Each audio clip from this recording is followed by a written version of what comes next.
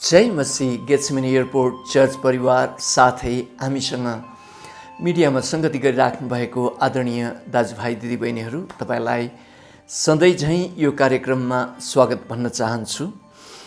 र मैले एउटा नयाँ विषय ख्रीष्ट ममा जिउन हुन्छ भन्ने विषयमा वचन लिएर आएको छु र गलातीको पुस्तक 2 अध्यायको 20 पद पढेर म यो वचनलाई निरन्तरता दिन चाहन्छु। र पवित्र बाइबलको यस खण्डमा यस प्रकारले लेखिएको छ, म ख्रीष्टसँगै क्रुसमा टाँगिएको छु। अब उपरान्त जिउने म होइन, तर ख्रीष्ट ममा जिउन हुन्छ। जुन जीवन शरीरमा म अहिले जिउँछु त्यो परमेश्वरको पुत्रको विश्वासमा गरेर नै जिउँछु, जसले मलाई प्रेम गर्नुभयो र मेरो निम्ति आफूलाई अर्पण गर्नुभयो। प्रिय ख्रीष्ट पारखी दाजुभाइ दिदीबहिनीहरू, पवित्र बाइबलको यस खण्डमा परमेश्वरको वचनले हामीलाई यो स्पष्ट बताएको छ कि अब जिउने म होइन, तर अब चाहिँ ख्रीष्ट नै ममा भएर जिउन हुन्छ भनिकन यस खण्डमा स्पष्ट बताएको छ। र विगतका वचनहरूमा मैले तपाईँहरूलाई यो बताएको छु कि रोमीको पुस्तक 7 अध्यायमा पाउल प्रेरित आफू जिउन चाहेको अवस्थामा आफूबाट नै जिन्दगी लिएर गएको अवस्थामा उहाँले त्यहाँ भन्नुभएको छ, हाय म कस्तो दुखी मानिस, कसरी चाहिँ यो जिन्दगी जिउने होला भनेर चाहिँ उहाँले हार खाएर त्यहाँ भन्नुभएको हामी देख्दछौँ। र प्रिय दाजुभाइ दिदीबहिनीहरू, यसको प्रति उत्तरमा पवित्र बाइबलमा हामीलाई यो स्पष्ट वचनले भनेको छ, अब जिउने हामी होइन, अब हामीभित्र ख्रीष्टलाई जिउन दिनपर्छ।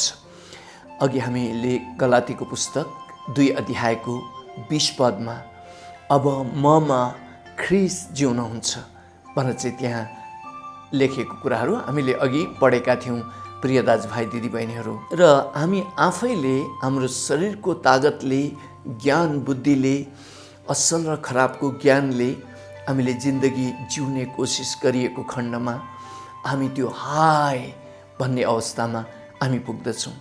र कति परमेश्वरका छोराछोरीहरू जो असल हुनुहुन्छ, प्रभु येशूलाई प्रेम गर्नुहुन्छ, तर जिउन नजान्नु भएर, भनेको अर्थ ख्रीष्ट येशूलाई आफूभित्र जिउनलाई नदिनु भएर आफै नै इसाई जीवन जिउनको लागि कोसिस गर्नुभएको कारणले गर्दाखेरि उहाँहरू त्यो हाय भन्ने अवस्थामा पुगेको हुनुहुन्छ। यानि त्यही अवस्थामा तपाईँ पनि सायद यो प्रकारले ख्रीष्ट येशूलाई नै जिउन दिनुभएको छैन भने प्रिय दाजुभाइ दिदीबहिनीहरू, तपाईँको अवस्था पनि त्यस्तै भइरहेको हुन सक्दछ।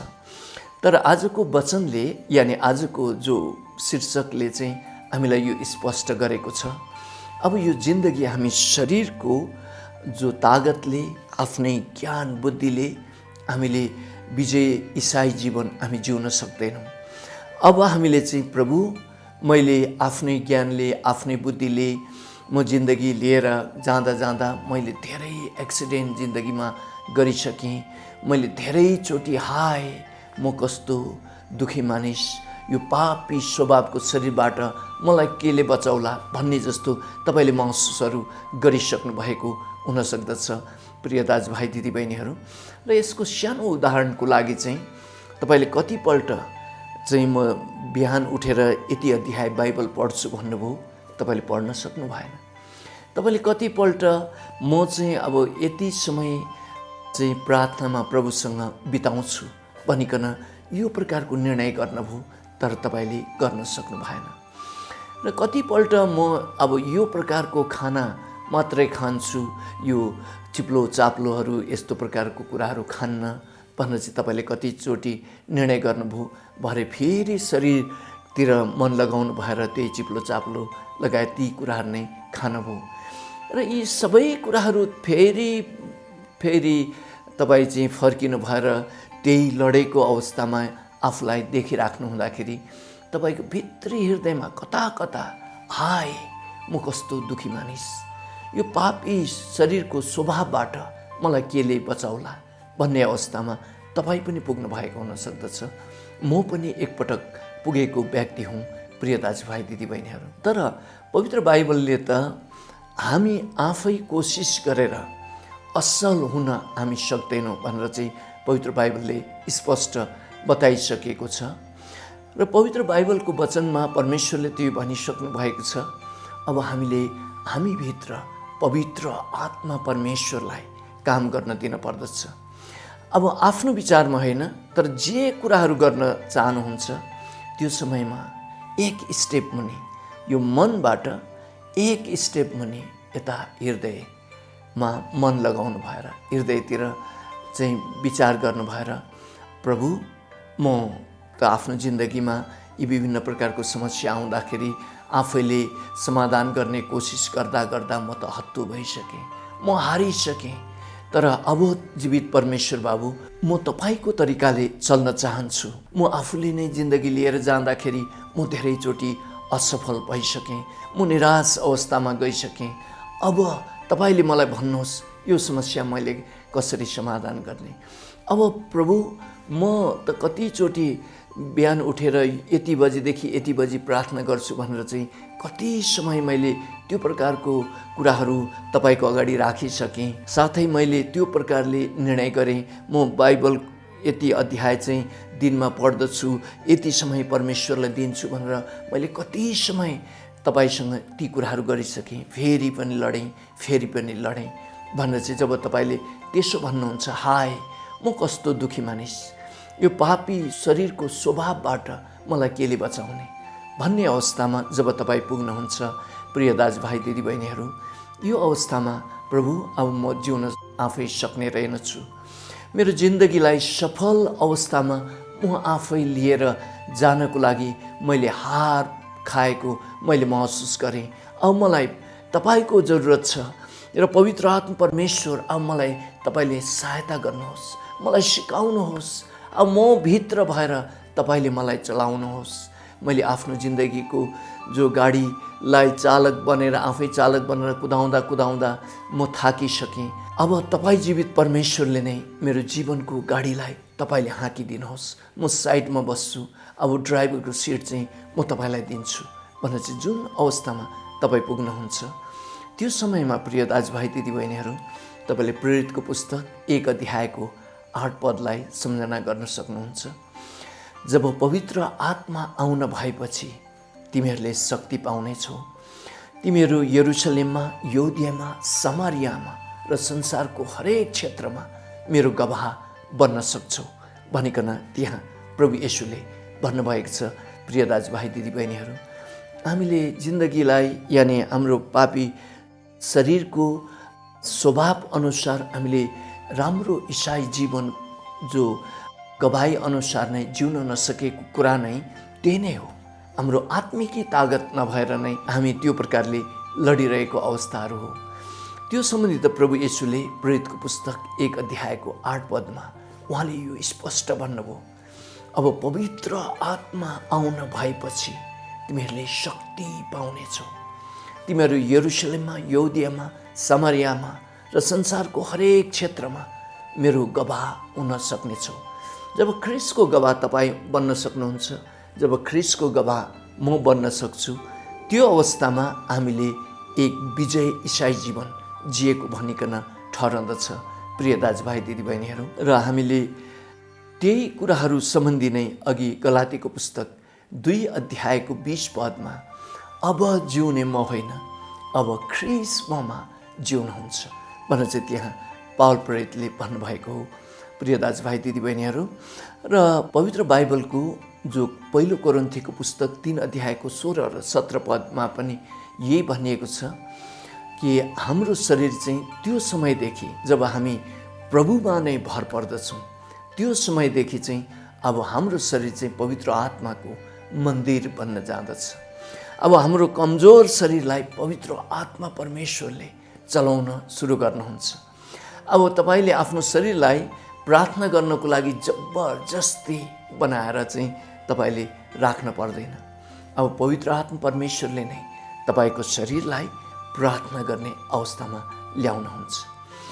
र अब अस्ति तपाईँ आफै प्रार्थना गर्ने यानि तपाईँ आफै नै एक इसाई जीवन जिउन कोसिस गर्नुभएको अवस्थामा चाहिँ तपाईँ प्रार्थना गर्नु जानुहुँदाखेरि पनि तपाईँले चाहिँ प्रार्थना गरिसक्नु भएपछि वाह मैले प्रार्थना गरेँ भन्ने तपाईँलाई लाग्दथ्यो होला र तपाईँले प्रार्थनामा जति समय बिताउन सक्नु भएन त्यसपछि तपाईँलाई दोषी महसुस पनि हुँदथ्यो होला। तर जब तपाईँले पवित्र आत्मा परमेश्वर मैले आफ्नो इसाई जीवन आफै लिएर जान सकिनँ। अब तपाईँ परमेश्वर हुनुहुन्छ, त्रिएक परमेश्वरको तेस्रो शिर हुनुहुन्छ र पवित्र आत्मा परमेश्वर चाहिँ प्रभु येशूले पेन्तिकोसको दिनमा धरतीमा पठाइसक्नु भएको छ र तपाईँलाई मैले ग्वारिसकेको छु, तपाईँलाई मैले मेरो जीवनमा स्वागत गरिसकेको छु।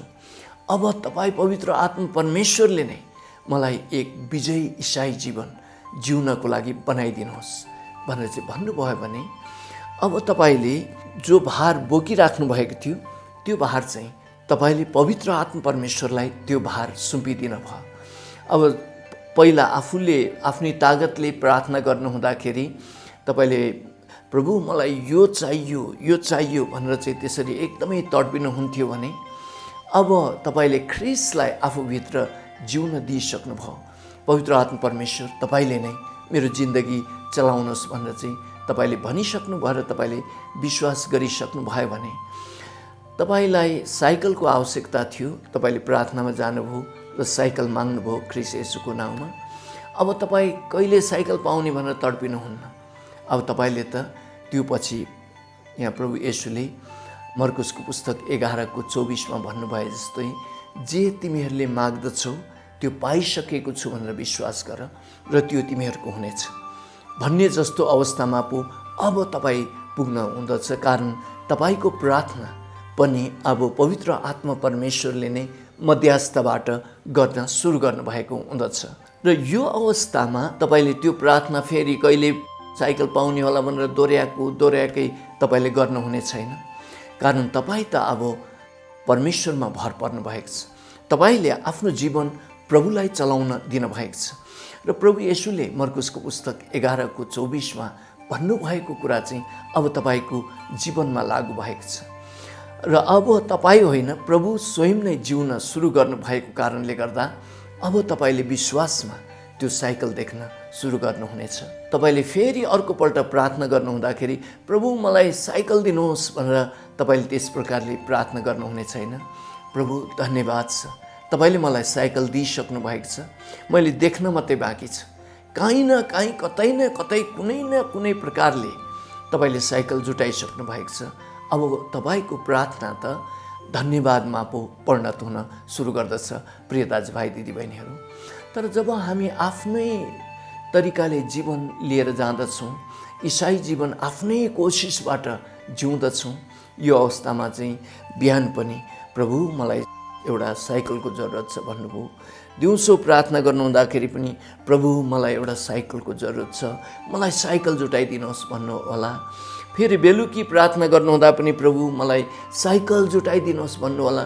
भोलि बिहान उठेर फेरि त्यही भन्नु होला प्रभु मलाई साइकल किन जुटाइदिनु भएन भन्नु होला। त्यसो गर्दा गर्दा गर्दा गर्दा त तपाईँको विश्वास अझ घट्दै जाला अनि तपाईँले साइकल निश्चय नै पाउनुहुन्न। बिना विश्वास उहाँलाई खुसी पार्न सकिन्न र उहाँबाट इनाम लिन सकिन्न भनेर इब्रूको पुस्तक 11:6 स्पष्ट भनिएको छ। त्यसले गर्दाखेरि जब हामी आफ्नै प्रयासले इसाई जीवन जिउँछौँ यानि प्रार्थना गर्छौँ, बाइबल पढ्छौँ, यो अवस्थामा फेरि बाइबल अध्ययन फरक हुन जाँदछ, हाम्रो प्रार्थना फरक हुन जाँदछ प्रिय दाजुभाइ दिदीबहिनीहरू। तर जब हामी परमेश्वरलाई नै हामीभित्र जिउन दिँदछौँ, पवित्र आत्मा परमेश्वरलाई नै तपाईँभित्र जिउन दिनुभयो, यो अवस्थामा चाहिँ तपाईँले भन्नुहुनेछ कि मैले साइकल मागेँ, अब पवित्र आत्मा परमेश्वर मभित्र हुनुहुन्छ, उहाँले नै मेरो लागि मध्यस्थ गर्नुभएको छ, त्यसले गर्दाखेरि अब त्यो साइकल मैले पाइसकेँ, मैले देख्न मात्रै बाँकी छ। धन्यवाद छ मलाई साइकल जुटाउनु भएको लागि, धन्यवाद छ मेरो प्रार्थनाको उत्तर दिनुभएको लागि भनेर तपाईँ त त्यो खुसियालीमा पो, विश्वासबाट त्यो खुसियालीमा पो हिँड्न सुरु गर्नुहुन्छ। कारण प्रभुमा भर परेर गरिएको प्रार्थनाहरू चाहिँ विश्वासबाट गरिएको हुँदछ भनिकन बाइबलले भनिएको छ। र हिब्रूको पुस्तक 11:1 प्रिय दाजुभाइ दिदीबहिनीहरू, अब विश्वास चाहिँ आशा राखिएका कुराहरूको निश्चयता र नदेखिएका कुराहरूको दृढ भरोसा हो भनेर चाहिँ त्यहाँ भनिएको छ। अब तपाईँले साइकल सम्बन्धी आशा राख्नुभयो, त्यसलाई तपाईँले पाइसकेँ भनेर तपाईँमा निश्चयता भयो। र तपाईँले साइकल सम्बन्धी प्रार्थना गर्नुभएको छ, त्यो कुरा सम्बन्धी तपाईँले चाहना गर्नुभएको छ, यानि प्रभुले जुटाउनुहुन्छ भनेर चाहिँ भन्नुभएको छ। अब त्यो कुरा चाहिँ तपाईँको लागि निश्चयता भयो, देख्नुभएको छैन तर निश्चयता भयो। विश्वासको परिभाषा पवित्र बाइबलको हिब्रूको पुस्तक 11:1 यही नै छ प्रिय दाजुभाइ दिदीबहिनीहरू। र जब पवित्र आत्मा परमेश्वरलाई तपाईँभित्र वास गर्न दिनुहुन्छ, जब तपाईँको जीवन पवित्र आत्मा परमेश्वरले चलाउन सुरु गर्नुहुन्छ र प्रार्थनाको जीवन पनि अब त प्रशंसाको जीवनमा पो परिणत हुँदछ प्रिय दाजुभाइ दिदीबहिनीहरू। त्यस्तै गरेर बाइबल अध्ययनमा पनि पहिला आफ्नो प्रयासबाट जो बाइबल अध्ययन तपाईँले गर्नुहुन्थ्यो, त्यो समय तपाईँले एकदम कोसिस गरेर बाइबलको हरेक पद तपाईँले बुझ्नको लागि प्रयास गर्नुभयो होला, त्यो प्रकाश पाउनको लागि त्यो प्रकारले प्रयास गर्नुभएको थियो होला।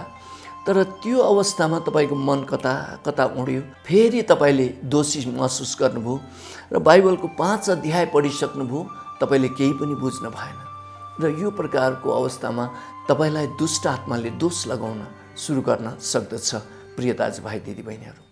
तर जब प्रभुलाई नै तपाईँले आफूभित्र जिउन दिनुहुन्छ, अब पवित्र आत्मा परमेश्वर तपाईँले नै मलाई बाइबल बुझाइदिनुहोस् र जस प्रकारले म बाइबल अध्ययन गरेर जाँदछु, त्यो अवस्थामा तपाईँ स्वयं परमेश्वरले नै अर्थ लगाइदिनुहोस् भनिकन जब प्रभुलाई नै तपाईँभित्र जिउन दिनुहुन्छ, त्यो अवस्थामा बाइबलको प्रकाश यानि बाइबल बुझ्ने कुरा पनि फरक हुन जाँदछ प्रिय दाजुभाइ दिदीबहिनीहरू। र अब जिउने तपाईँ हुनुहुन्न, तर प्रभु येशू तपाईँमा भएर जिउनुहुन्छ। र यति भन्दै म टेक दाहाल आजको वचनबाट बिदा हुन्छु।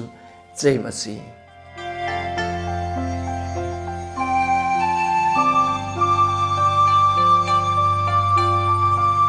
हामीले कसरी कोरोना भाइरस फैलिने क्रमदेखि रोक्न मद्दत गर्न सक्छौँ? नियमित सेनिटाइजरले हात सफा गर्ने वा साबुन पानीले हात धुनुहोस्। साबुन पानीले नधुएको हातले आँखाहरू, नाक र मुख नछुनुहोस्। 6 फिट जति सामाजिक दूरी कायम राख्नुहोस्।